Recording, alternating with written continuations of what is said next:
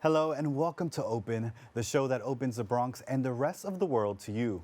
I'm Jonathan Calixto, and today we'll update you on what's happening in and around our borough. Coming up, the Programs Director of Advocacy and Consumer Reports shares details about some of the latest scams that are on the rise. Then a tax expert from TurboTax shares with us some general tax filing tips to help you get the most out of your refund. After that, we take a look back at an interview with the president and CEO of the Committee for Hispanic Children and Families. And finally, the vice president of transportation at the Regional Plan Association talks about how they have been an advocate for congestion pricing for decades. So stay tuned, all this and much more is headed your way because we're now officially open.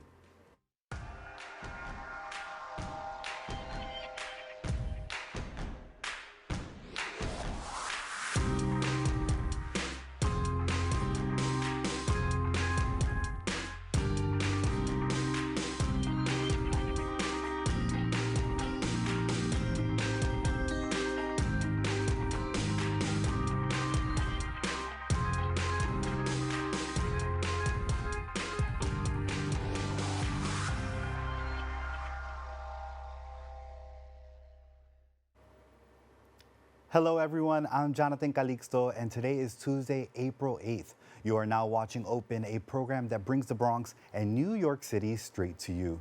Don't forget to stay connected with us via social media at BronxNet TV. Now, a call from the fraud department at your bank, the offer of a dream come true vacation, or even an attractive job posting. Scammers can worm their way into your world and your money in insidious ways. And today, even old scams are being given new life using technology that makes them a bogus pitch more convincing and more dangerous than ever. Joining me now is the Programs Director of Advocacy for Consumer Reports, Chuck Bell. Hey, Chuck, thank you for joining us. Good morning, Jonathan. Pleasure to be here. Yeah, now, Chuck, obviously this is a trending topic for the wrong reasons, but scams are becoming such a new thing, given a new life. Talk to me about why they are becoming so prevalent now. Well, we have many advances in technology that allows hackers and fraudsters to ply their trade from distant corners of the globe. And also the cost of being a scammer has gotten a lot cheaper with the internet and text messages and so forth. They can reach all of us very easily. And if they're good at giving us a convincing pitch to turn over our money, they can make a lot of money from people, unfortunately. Yeah, now obviously there is a mention of technology as well being used with these scams. We have AI, deep fakes. Talk to me about how that has impacted the world of scamming. Well, it's allowed the scammers to get a lot more information about you very quickly. You know, many of us have been the victims of data breaches. So there's some data about us available in the dark web. So the scammer might know your name and where you live and, you know, even the names of your kids. So it's a little creepy that they have all this information. At the same time, they're very good at sending spoofed phone calls. So you can't tell where the phone number is from or text messages that look like they're from someone you know or from a local business. So they've gotten very good at faking their identity and insinuating their way into your life. Yeah, now when we talk about this evolution of scams, I mean, we see it from a fraudulent call, text messages, even about when you're applying for a job.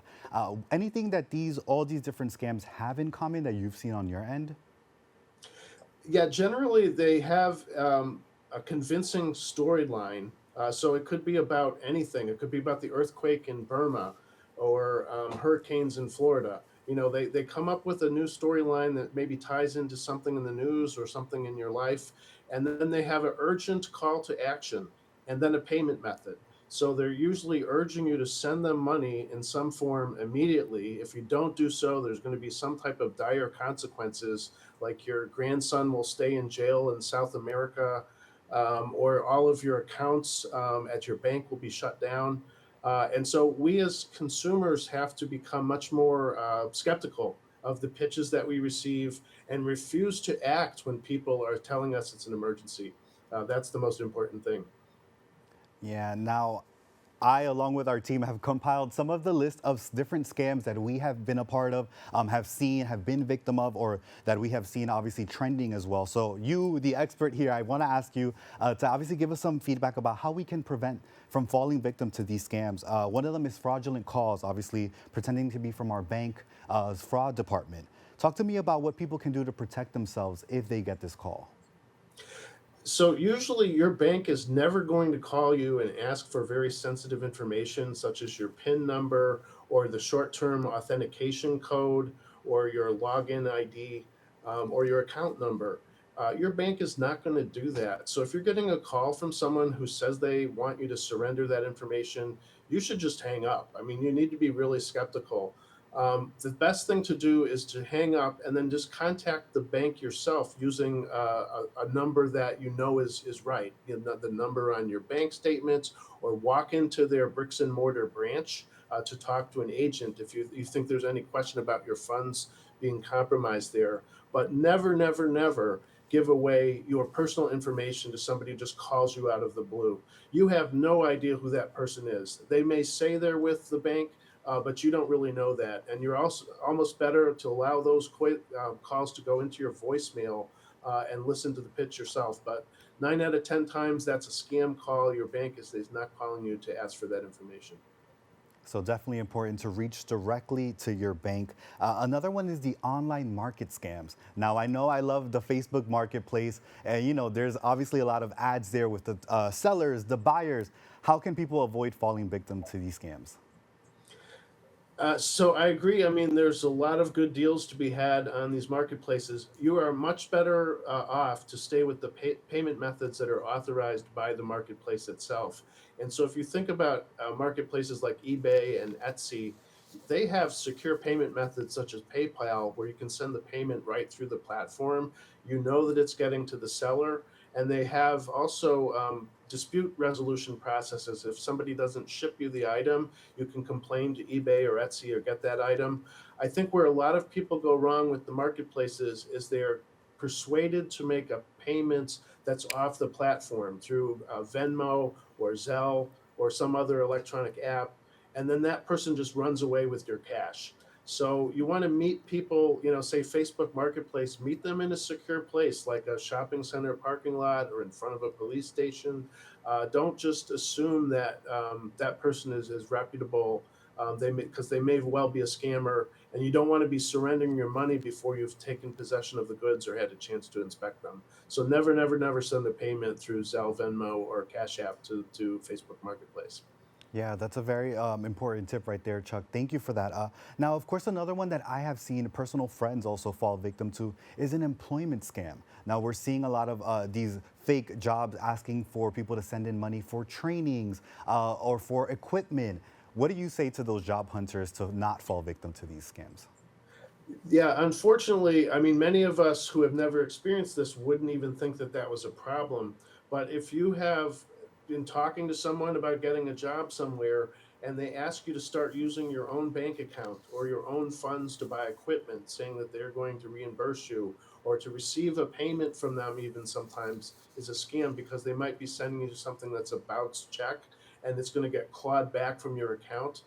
So I would really beware of any online employment offers that you get from people unless you have some verification or authentication that it's a real company and that they are a reputable company. Many of these places are just complete fly-by-night scam operations.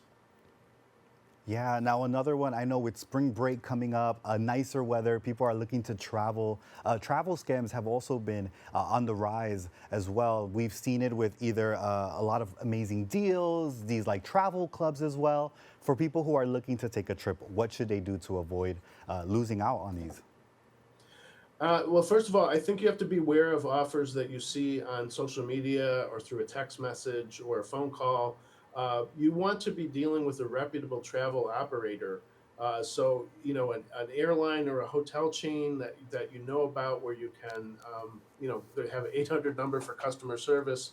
But I think where people often get caught is they're just responding to an offer that they saw on social media. And that is a very dangerous environment. Some of the advertisers that appear there have not been adequately vetted by the social platforms. And so if they ask for an advance payment, there's a risk that you're not going to get that money back, that they're going to run away with it. So don't make an advance payment for something that where you're not sure that it's an actual company, a reputable company that does business on travel issues. Yeah, now, of course, Chuck, thank you for that, for breaking down obviously these tips that we can look out for in these different types of scams. With that, we do see certain communities being impacted, whether that is older people, younger generations as well. Why are these scams so effective for them, and what can they do to prevent falling victim to one of these scams as well? Yeah, so over time, it's actually become the case that younger folks are getting targeted more by scammers. One reason is they're sort of constantly online. Typically, older consumers are going to lose more money because they have more savings and they're maybe retired. But overall, everyone is a target, and the scammers can make money because if only even a small percentage of people respond to these pitches, that's all they need. So there were over $12.5 billion in fraud and scam losses last year, according to the Federal Wow. Trade Commission, and over 2.5 million people made reports of being scammed. So it's extremely common for everybody of all ages across the board. And I think this one of the single most important things is just that it's so easy to turn over money to people with these new electronic payment apps that we have. Or sometimes they also ask for gift cards. Right. Anybody that's asking you to pay them with gift cards is likely a scammer, so don't fall for that one. Yeah, now of course for people when once they've realized that they have fallen victim to these scams, what should they do immediately to report it and to address it and to keep their information safe? So I would reach out to the company directly if it's a reputable company where, like, you were on a platform or you were scammed through a bank, for example. Report it to the bank because sometimes they can help get your money back from the scammer. If and like the payment platforms themselves, like Cash App or Zelle. Most of the time, if it's induced fraud and you actually authorize the payment, they're going to give you a very hard time and they're very unlikely to refund your money. So it's only when there's something like unauthorized access to your account, such as hacking, that they will usually reimburse people. But it never hurts to report it to them. You can also report it to Attorney General Tish James, who has a Consumer Protection Bureau, and they investigate the problems that people bring to their attention. I know a lot of us feel embarrassed if we've been scammed, but it's important to speak out to protect the community and to fight for your rights. So don't feel bad because it happens. It happens all the time, and they often, we respond because they tell us it's an emergency. They're effectively hijacking part of your brain, and so if you just remember that, take your time. Don't fly off the handle to respond to something immediately. If someone says there's an emergency, put the phone down for a few minutes, walk around and think about it, talk to your friends. It may not be as urgent as the person on the phone is saying it is. Yeah, no, I mean, I love that tip, especially about speaking out, because I think it does happen more often that we even hear or see. With that as well, I have seen people talk about, I don't even want to start a social media platform. I don't even want to put my information in a survey online because I'm scared I'm going to fall victim in the first place. What is the tip that you would give to people who are trying to prevent even from just having their first scam text or think that, staying away from the system is protecting them? Yeah, I think the social platforms have done a good job making it a very, comfortable environment, but we are oftentimes oversharing information. So, never share personal information on social platforms or on the internet, such as your passwords or your login IDs, um, your birthday, even social security numbers. There are just lots of personal data that we're better off not sharing. If you're going away on vacation, for example, that's like a tip off to people that you're not going to be at home. That's not a great thing to share. So I think we have to become much more conservative about the amount of information we share on social platforms and realize that there are bad actors watching all the time, unfortunately, and that they may be looking to take advantage of you if you share too much information. Well, definitely. Again, thank you so much, Chuck. I feel like this, even for myself, has prepared me with some things to look out for. So thank you again. Thank you so much. We have more on our website at consumerreports.org. Great. And of course, for our viewers, like Chuck mentioned, if you would like to read the CR report about the latest scams that are on the rise, please visit their website, which is on the screen below. Don't go away. We'll be back with more Open after this.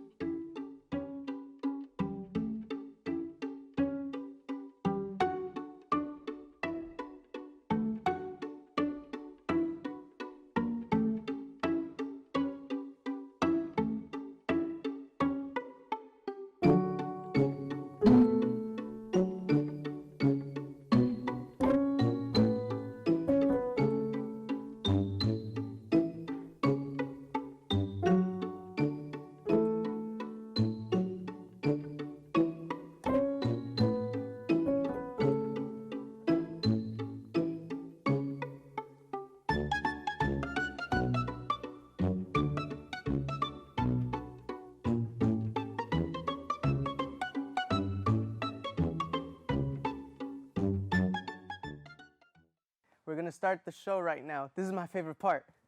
Ready in 5, 4, 3, 2. Hey, this is Angel, and I am one of the instructors for the in-studio production. Here at BronxNet, we offer classes that can help you elevate, expand, and start your television career. All you have to do is sign up at bronxnet.org/education. For the past 7 years, I have been in various productions, spanning from talk shows, independent films, news reports, art displays, teachings, musical performances, and many more. Ain't that right, Angel? Yeah, you're absolutely right, Angel. There are a lot of creative individuals that we're just waiting to sign up for the class. And if I may, can I also express thank you, Angel. That's all the time we have left. Visit bronxnet.org/education and become a producer by taking the course. The class I offer is also in English, en español y también bilingüe. Nos vemos en la próxima clase. Welcome back. 1 in 4 Americans are still procrastinating on getting their taxes done, and 89% of Americans are planning to use their tax refunds for essentials or savings this year. If you fall under either of these categories, don't worry, we got you covered. Today we have Tyler Hines, a TurboTax expert, joining us in the studio to share with us some essential tax filing tips to help you navigate the process, avoid the stress, and maybe even get that refund you've been waiting for. Thank you, Tyler, for being here with us today. You're welcome. Morning, John. Yeah, now I know obviously a very tense moment, but also very important as people are filing their taxes. And I talked about it right there about procrastinating. And I mentioned to you, I am one of those people falling in that procrastination bin. Talk to me about why people are so hesitant or worried or make this an intimidating time to file their taxes. Yeah, so first off, people are nervous about taxes because taxes are complicated, and when you have a lot of complication, a lot of terms that you don't know, people tend to avoid it. They want to stay away because it's too hard for them to understand. So I think people just get overwhelmed and they just need help and they don't know where to start. Yeah, now obviously understanding why they are overwhelmed, how can people avoid the stress of procrastination even now or in the future? Yeah, so the first thing to know is that it never hurts to gather all your documents before you file a tax return. So you typically want to make sure you're keeping good records throughout the year. That will allow you to be prepared, and then you're not, scrambling at the last minute to gather all your expenses. So preparation's key. Yeah, I feel like you're talking to me right there with that tip. With that as well, obviously, as people now are rushing to meet the deadline, what are some of the common mistakes that they may come across, obviously, so that we just avoid those? Yeah. So the common mistake that people make is thinking that, let's say the April 15th deadline comes up and they don't have their documents together, that if they just file an extension, then there's nothing else to be worried about. Filing an extension is good, but the only thing, it only allows you time to file the tax return. It doesn't give you an extension of time to pay if you have a balance due. So you want to make sure that you try to estimate how much money you'll owe and pay that as well as filing the extension. So then you'll be safe to file on October 15th. Yeah, I think that's a very good tip because I think sometimes people do look for that extension or think that's, a kind of a safe route when they are kind of delayed. So you say, if anything, should they look to kind of start filing now instead of asking for that extension, or should they kind of resort to that? Well, they should definitely ask for the extension if they're not going to be able to file by April 15th. But if they have a balance due or if they've owed money in prior years, they should also pay money along with filing that extension, so that way they won't be late on any payment. Now, of course, with that as well, something else I think makes it sometimes complicated is figuring out the different tax laws, talking about deductions, credits. When we get into those topics, can you explain a few of those that people often overlook but might help them when it comes to their refund? Yeah, so there are a variety of credits that are available to individuals, and I think one that is relevant that I find people don't know about is the American Opportunity Tax Credit. And this is for individuals who are enrolled in college, their undergraduate degree, so a bachelor's degree, and they can get this credit for 4 years. Now, what a lot of people don't know is that to qualify for that credit, you need to have what are called qualified education expenses, essentially tuition, books, and so forth. But what happens is a lot of students receive scholarships, and the way that this credit works, the scholarships reduce those qualified education expenses, so you get a smaller credit. However, what people don't know is if you use those scholarship funds, for example, for living expenses or other expenses outside of tuition, then you can actually add that back to your income and you can actually increase your American Opportunity Tax Credit. So it's something that not a lot of people know about. You don't have to reduce your scholarship, your qualified education expenses by the entire amount of your scholarship. You can reduce it by a portion of that to get a higher credit. Wow, definitely very helpful to know, especially as a way to save money as well when you're filing these taxes. Yes. Another thing as well is that you obviously are an expert, and talk to me about how does TurboTax kind of help people who are looking to file their taxes versus filing it on paper or working with an accountant? Yeah, so the major benefit of TurboTax is that we are an AI-driven expert platform. So we have an incredible software that guides you through everything from entering in your personal information, through importing documents. Essentially, the TurboTax platform makes it very easy for you to file a tax return. And that is why it is beneficial. We also have something called TurboTax Full Service, where you can get an expert like myself to do your tax return for you. All you have to do is just upload your documents, and then I would prepare that tax return for you, and you get to see the results, and we can do everything same day. So I would say that TurboTax is by far the most efficient and effective way to get your tax return prepared.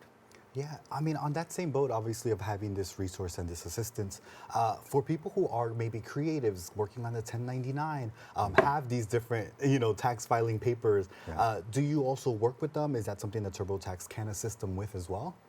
Yes, so when you get connected in full service, for example, and you have various expenses, I would let you know, for example, what type of expenses are deductible, and I can help you, if you have documents, let's say you have bank statements, I can help you determine which ones are deductible, which ones aren't. So we make the process as easy for you as it can be. And so all you would have to do is just give your documents to us, and then we'll have a discussion, and we can prepare your return. Yeah, and I think that's so important, especially with this kind of new generation of influencers, creators, different creatives as well. So thank you for sharing that. I mean, another point too is that 89% of Americans are using their tax refunds for essentials or savings. We've seen that number increase. Talk to me a little bit about why you think people resort to this and use it as a means to kind of survive and make ends meet. Yeah, so there's two issues. The first issue is that I think a lot of people don't necessarily understand what it means to get a refund, right? So what are you being refunded? Well, you're being refunded taxes that you overpaid during the year. And so it's not actually extra money when you get a refund, only in certain circumstances, like, for example, if you're getting something called the child tax credit, then in that case, perhaps the refund is additional money.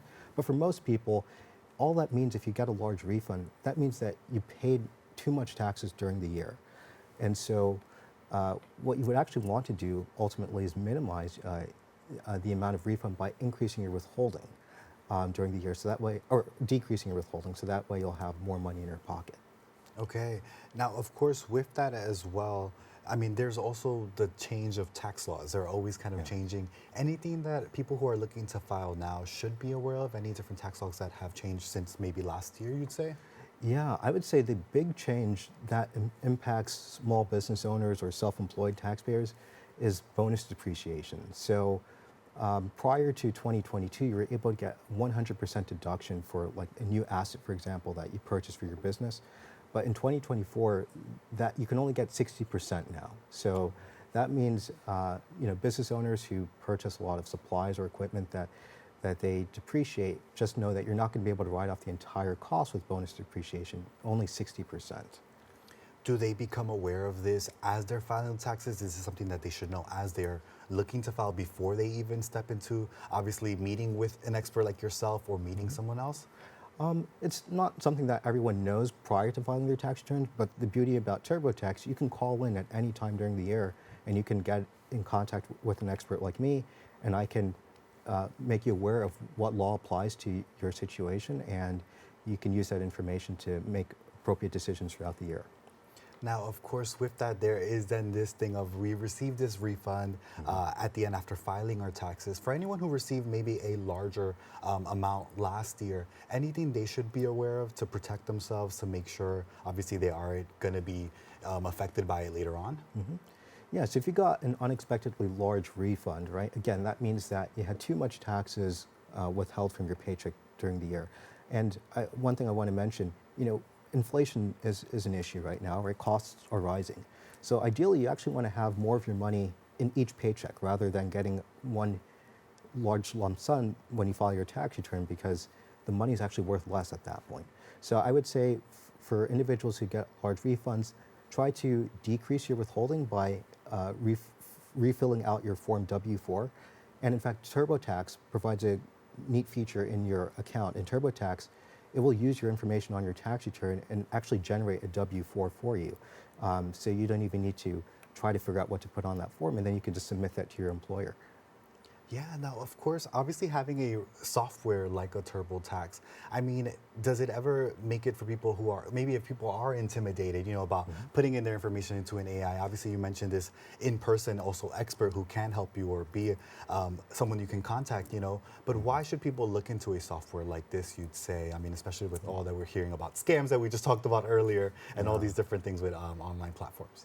Yeah, so we are an AI-driven platform. So the information is not fed into an AI, but we use AI tools to make it easier and simpler for a taxpayer to prepare their tax return. So for example, you're able to import your W-2 information. You can upload a PDF, and our AI tool will scan the information and just pull right into the tax return. So you don't have to manually type in all the numbers.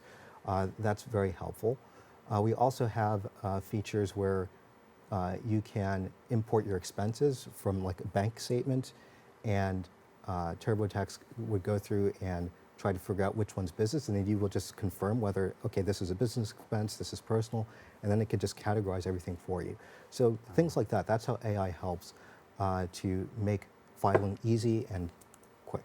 Yeah, I mean, thank you for breaking even that down, because I think it's important to hear a different way, that the AI can use. With that as well, I mean, this I think is important for many people who may be filing for the first time. Any quick tips that you could share as well? Yeah, so first-time filer, what I want to say is congratulations. This is probably going to be the only time where you're going to be doing something for the first time that you'll continue doing year after year. But what I will say is, don't worry too much. Chances are, if you're a first-time filer, your situation's not that complex. You probably just have a W-2, you had a first job. So just know that taxes, even though they appear intimidating, if you use TurboTax, it'll be very simple, because you have experts like me who are here to help you, and we have tools driven by AI that make it very simple. So I would say don't shy away and just give us a call or go to turbotax.com, and we'll be here to help. Amazing. And like you said, congratulations to them. Obviously something that they will start doing. With that as well, obviously, thank you, Tyler, so much for just sharing, obviously, your insightful expertise with us. And thank you. And happy tax season at that. Yes. Thank you for being with us. Thank you. Now, of course, if you are looking for more information and tips on filing your taxes, please visit the website on your screen below. Stay tuned. We have more open for you right after this.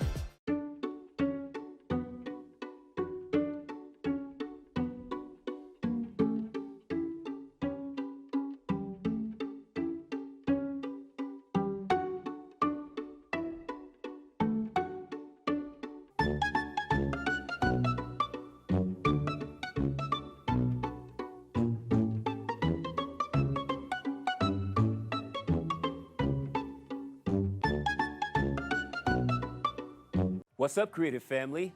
Discover your voice with BronxNet Community Media classes. Are you ready to bring your ideas to life? At BronxNet, we offer television production classes for community members ages 18 and over, empowering you to share your vision with the world. Get certified in field production, in-studio production, and our new exciting addition, podcast production. Once certified, you can create your own show to air on one of our 6 TV channels. It all starts with our free Unleash Your Ideas Masterclass, designed to help you plan your show idea and set you up for success on your production journey. This class is offered at the beginning of each month for your convenience. Our dedicated BronxNet team is here to support, encourage, and uplift you every step of the way. Join us and become a part of the creative force that engages and inspires the Bronx community and beyond. Sign up today and start your media journey with BronxNet. Visit bronxnet.org/education to learn more and register. Let's create something amazing together. Welcome back. Now, we would like to take the time to look back at an interview with Ramon Peguero, the president and CEO of the Committee for Hispanic Children and Families, who shared with us their new Early Head Start program. Let's take a look. Now, I talked a little bit about the committee, but can you, further go into detail about the overall mission? Well, our mission is really to strengthen the support system and the continuum of learning for children and youth. We do that through education, capacity building, and advocacy. We have early care educational services, we have after-school programming, we work with the immigration population, we have a community empowerment team that works throughout the community in the city of New York, in all 5 boroughs, and we also have a policy department that ensures that we bridge the gap between legislators and those that are being impacted by the laws that they are about to pass. Now, how does your organization identify and prioritize specific educational needs of underserved children and families in New York City? What I find interesting is that a lot of times non-for-profits and other organizations, they have a cookie-cutter approach to doing this. They'll go and research a community, and they'll come up with a plan as to how they think that family, that community, or that individual should be served. What we do is we ask those that are being affected. We go into our after-school programming, we have parent work groups, and we ask people, what is it that you need from us? A lot of times we think that we know what's best for people, and at CACF, the Committee for Hispanic Children and Families, we believe that people know what's best for them, so why not just go to the source and ask them? Now, I understand that there's going to be an opening of an early Head Start program, which further prioritizes this idea that education is super important. So can you tell me a little bit more about that? Yeah, we're super excited. We got funding from the federal government, the Head Start office, to serve 223 children through Early Head Start. As you know, the Bronx, when you look at the demographics, one of the poorest boroughs in the city of New York, if not the country. And what the Head Start program from the 1960s started was believing that what happens if you were to invest in impoverished neighborhoods, impoverished students, and giving them all the resources that they need, would they be able to make it? And they realized that there was a significant increase in improvement in both the lifestyle and the community at large. So the Early Head Start program that we are about to open looks at a holistic approach to serving not only the children, but the families and the community. Because we understand both through the Early Head Start and the Committee for Hispanic Children and Families that if you don't elevate everything around that child, you have done nothing, because they're part of a larger sphere of people and community. So we believe that this new Early Head Start is going to do wonders for the children and the families in the Bronx. Now, you mentioned holistic, approach. Can you explain, what does that look like, in an Early Head Start program? Of course. I mean, if you were to take a child, whether it be an Early Head Start program or an after-school program or any type of educational setting, and you were to give them all the resources possible, but yet when they go home, they have some issues with housing. They're underhoused, they're in a shelter, or they're working, they're living with 3 or 4 different family members. If they have immigration issues and they're concerned about their parents not being home when they get home, when their parents are underemployed or not employed at all, all those factors are going to impact the lives and the education of the child.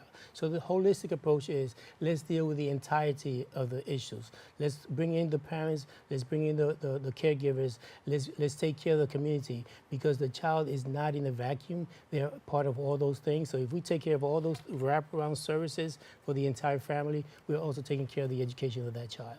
Now, how does this program also support health and wellness? Well, I mean, education is not just the four walls of the school. Education is everything that has to do with an individual. So the health of the family and the wellness of the family has to do with those wraparound services that I alluded to earlier. You take care of one thing, and it's a trickle up to ensure that the holistic health and wellness of the family, whether it be the health, because now they're educated on how to take care of themselves, what hospital to go to, what clinic, what doctor, and the mental health, understanding that now I don't have to worry about where my child is going to be, the safety of my child, the school they're going to be, the quality of education that they're getting, and whether they're going to be in a safe environment while I'm out at work. That's amazing, and I love the trickle up idea That's instead right. of trickle down. That's amazing. Now, what other programs does the committee offer to empower childcare providers?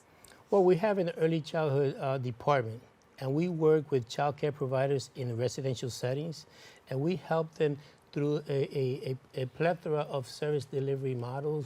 We help them with CPR, first aid. We help them with medical administration servicing, curriculum, setting up the curriculum, setting up their spaces, ensuring that there is quality, nutritional education, and other child development accreditation training that they need to ensure a quality setting for quality education for the children. And I understand that a lot of the, these childcare providers are also people from the community. So investing in them, what could that, I understand for a long time there have been a lot of challenges for early childcare providers. When we support them, what long-term effects could that have on our communities? Well, childcare providers make up the largest part of the early care sector in the city of New York, right? And what we understand is that parents feel very comfortable putting their children in an educational setting with people with whom they know. So not only are we helping the parent go to work, but we also are helping an individual have employment in their own home. And when you start elevating the provider, the child, and the parent, you are inevitably elevating the community. So in the Bronx specifically, we believe that what we are doing is having a major impact. We hear it from the people, we hear it from the providers, and we hear it from the families. So we're very happy to continue to do this type of work. Now, in what ways does your work aim to influence changes to support minority voices in education? Well, one of the things that we do, and as I mentioned earlier, the policy work that we do, the advocacy work, we continue to believe that we are not the voice of the people. We are a bridge. And what we are part of 26 different coalitions throughout the city and the state of New York on issues of education, early childhood education, prison to school to prison pipelines, to try to see how we could influence. But how do we do that? We take our parents, we take our students up to Albany so that they could be heard, so that their voices could be heard. So we see ourselves as a bridge to connect the people and the voice of the people with the legislators that are making those decisions. I don't want to talk for the community. I think that they're capable of talking for themselves. And what we want to do is make sure that they have that bridge to be able to connect with the people that have the power. Now, what are some of the challenges when we talk about minority voices in education? What are some of the things that people within that community are facing in regards to education? Well, one of the challenges is not seeing yourself reflected on the educators, not seeing yourself reflected on the leadership, not having access, whether it be because of language or culture, and understanding the nuance of how the systems work. And what we're trying to do is we're going to try to break down those barriers, trying to identify individuals that look like the people, that speak the language of the people, that understand the culture of the people, and connecting them so that they could see themselves in the future being those leaders. And I understand that a lot of this work revolves around low income or moderate income families. What layer does that add to the work? Well, I mean, it's very hard to call a parent and say, let's have a meeting after hours, because they have just finished maybe their second shift and now they're ready to go home, take care of their kids, and go back to work.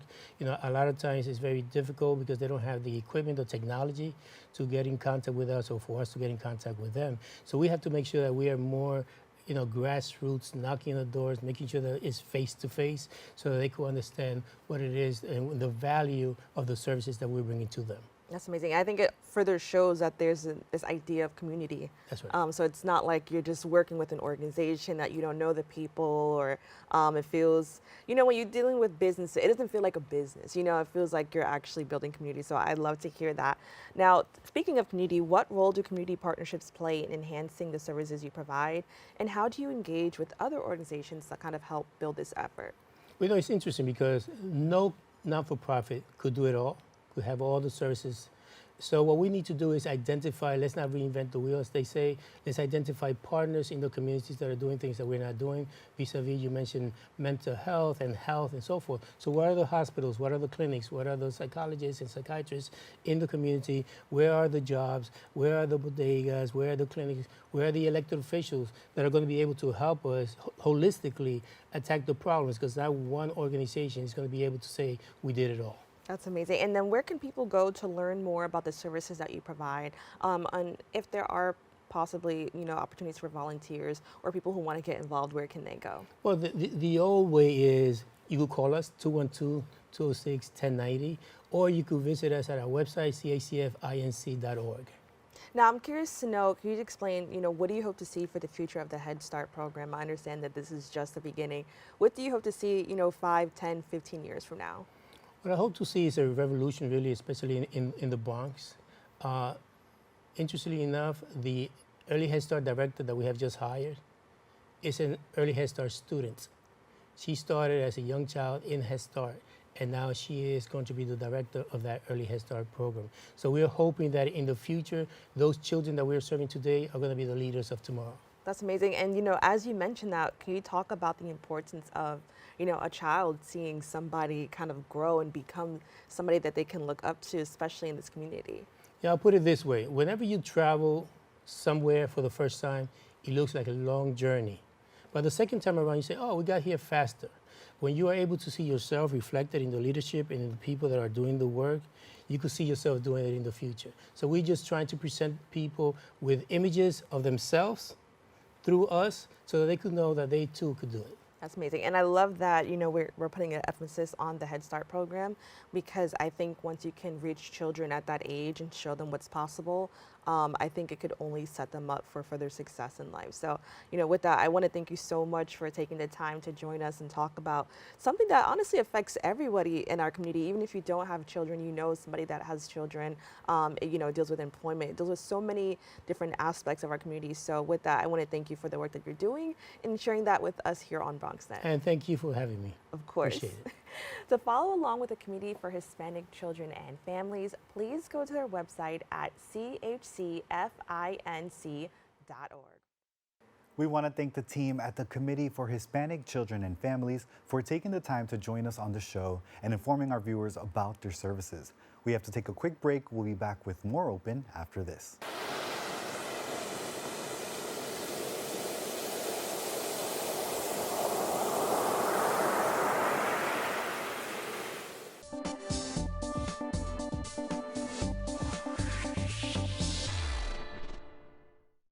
.7% of Bronxites currently experience food insecurity.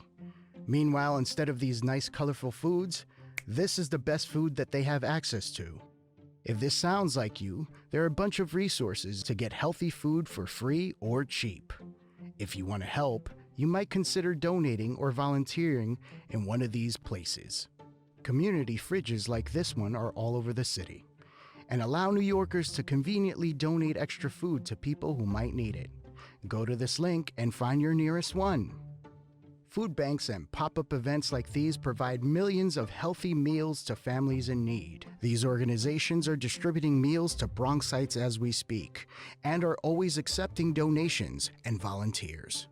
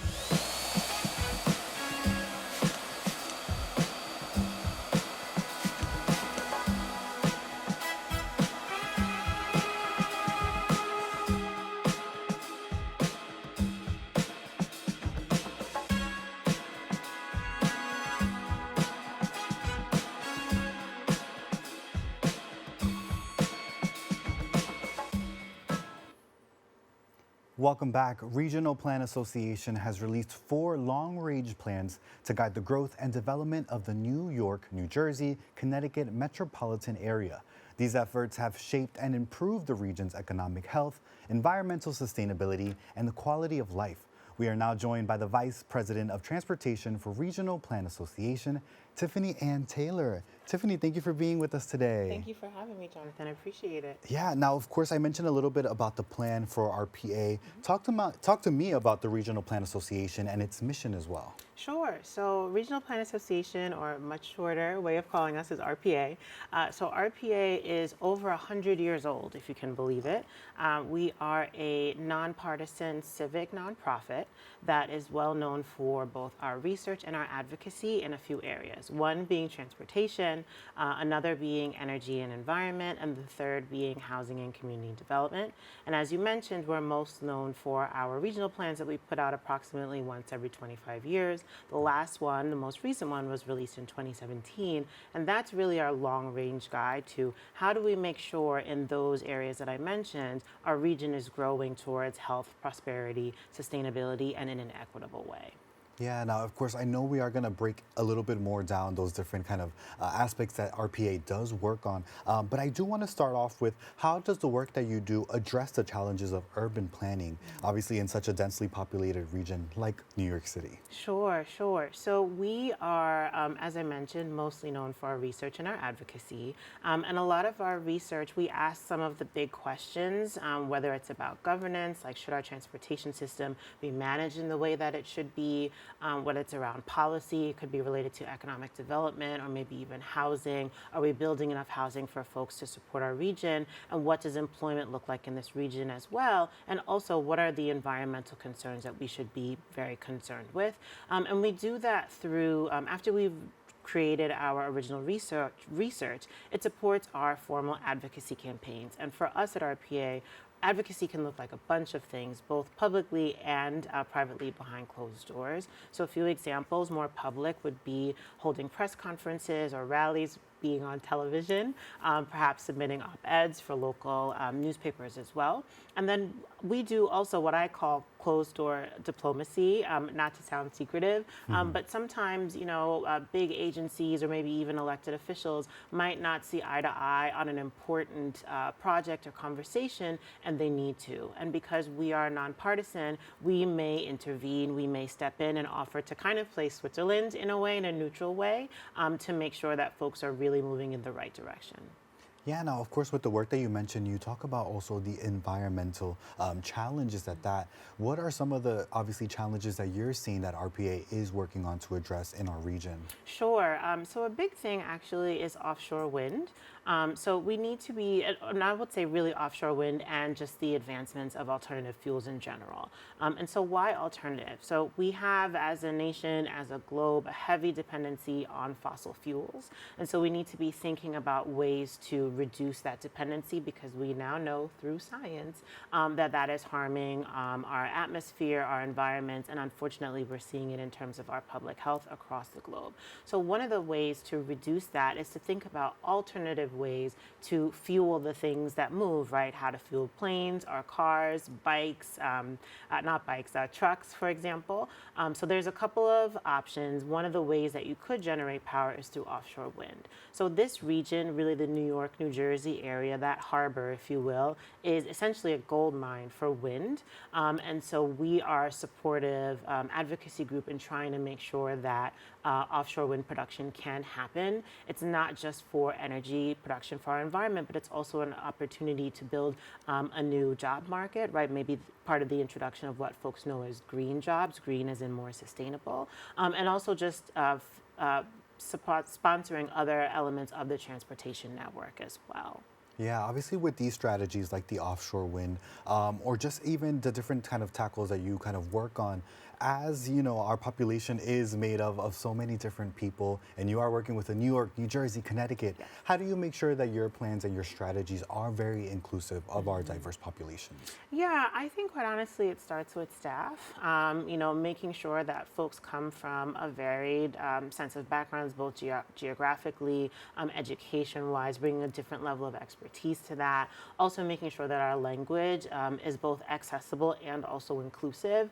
Essentially doing a check on ourselves, like, is this something that perhaps that we've written folks might take offense to, or are we excluding a group unintentionally, and double checking that. And then also definitely making sure that our coalition partners on any campaign that we work with also is more inclusive. So in the transportation space, yes, I work directly with the agencies like MTA or New York City Department of Transportation, or even at the federal level, federal U.S. Department of Transportation, but also very much so we work with grassroots organizations like Riders Alliance, Tri-State Transportation Campaign, Transportation Alternatives, New York Lawyers for Public Interest, and they are a very large disability advocates group. We want to make sure that our collaborations on the ground represent diversity as well, and that's a way that we make sure that we have equitable access and more diversity in our work.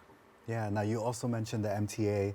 Something that we've been seeing obviously on the headlines and over these past few months has been congestion pricing that has been on the rise. Now, obviously RPA has been an advocate for congestion pricing for decades. It's not something that's new, according to the website and what I've been reading. Yeah. With that, talk to me about why has it been important for RPA to be behind this initiative for decades? Yeah, so it speaks a lot to some of the questions that you just asked me, especially about our environment, right? So if we understand that transportation as a sector, right, so that includes, you and me driving our cars, that includes the trucks that brought our bananas and our apples to the supermarket, and other aspects of the industry, those are large contributors to greenhouse gases, which we know harm our environment. And so if we start to think about what are some of the larger chunks that we can chip away at to reduce that harm, congestion pricing provides an opportunity, right? Because it's a large-scale initiative.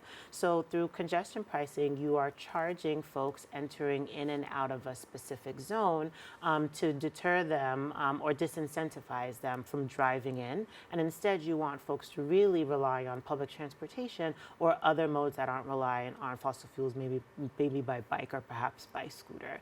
And so that's a reason why, as a policy, congestion pricing has been something that the RPA has been a long-time supporter of. We've seen it take place in other parts of the world. London is probably our most similar example, given the relationship with New York City, to its age and its size, but also in Singapore, Stockholm, Milan. There's lots of other examples. And so we've known for a long time that the United States can benefit from it, and the New York City metropolitan area is a great place for it to start.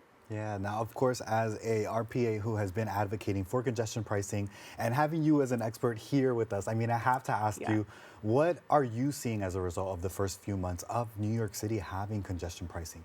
Any benefits, or what can you give us about what we're seeing?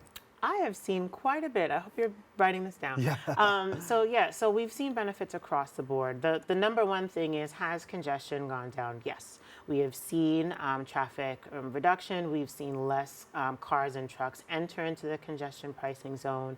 Other metrics, right? We've seen increases in bus speeds. That's really important, right? So if you have less traffic, less congestion, so buses that typically are slow, specifically in Manhattan, are going faster. We're seeing, especially with express bus service to and from Manhattan, those buses actually seem to be moving the fastest. In some instances, people are seeing upwards of 20 minutes taken off of their time, their commute time, and that's more time to spend at home or on other important, trips throughout the day. We're also seeing an increase in economic activity, especially in places like Broadway, Times Square, where we are seeing folks traveling in and purchasing more tickets to see shows, despite the fact that we are seeing less traffic. And we're also, right now, we're still monitoring what air quality improvements look like. That will take a little bit more time, but I think right now we're hopeful that there's a promise to that. So there's lots of benefits that we're seeing. Oh, and of course the revenue, how can I forget? So the MTA so far, since January 5th, which was the first day of congestion pricing, has brought in upwards of $100 million, so about $50 million each month. And that money, all of the money for the congestion pricing program, every bit of that revenue is dedicated only to the MTA's capital plan. And so for your audience, the capital plan is the part of the program where the MTA figures out how to build stations, how to fix and upgrade elevators, how to expand projects, things like adding the Interborough Express. That's very different from the operational budget, which is where most of your money goes when you tap your OmniCard or if you're still using a MetroCard. Yeah, now of course, Tiffany, you have given us, I think, like a very detailed breakdown in that sense of just obviously one thing is us experiencing it and seeing it, like you mentioned, like less traffic and whatnot, but to actually hear how that revenue even is going to be used or where it's being applied to. With that, I mean, it's also been on the headlines that the Trump administration has called for halting, an extended deadline in a sense for halting congestion pricing. The U.S. Transportation Secretary Sean Duffy even mentioned that it was kind of unethical charging working class citizens to use roads their tax dollars already paid to build.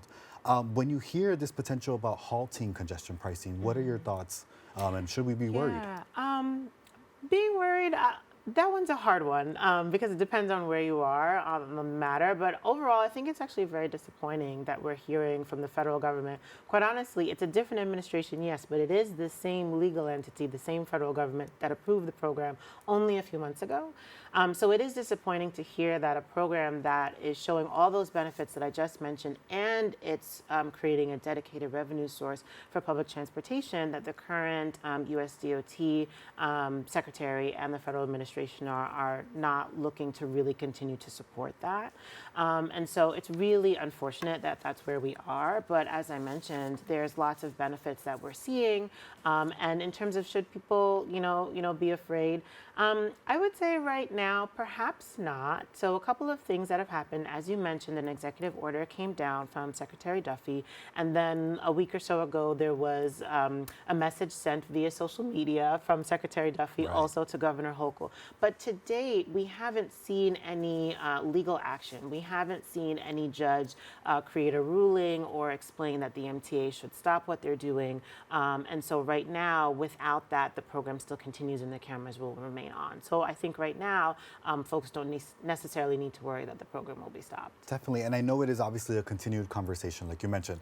Now social media is involved, so we are obviously staying tuned and keeping up to date with the latest. With that, Tiffany, thank you so much for being here with us today and explaining just congestion pricing and other initiatives that you're working on. Thank you so much for having me. Thank you. With that, of course, we've come to the end of our show today. I'd like to thank all of our guests for joining us and you, of course, the viewers, for tuning in. If you've missed any part of today's show, you can catch the Recablecast at 5 and 8 p.m. tonight on Optimum Channel 67 and Verizon Fios 33, or watch anytime on the website at BronxNet.org. You can catch a brand new episode of Open with Darren Jaime on Wednesday and with Rina Valentin on Friday. I'm Jonathan Calixto. Stay informed, stay inspired, and stay safe. Until next time. Thank you.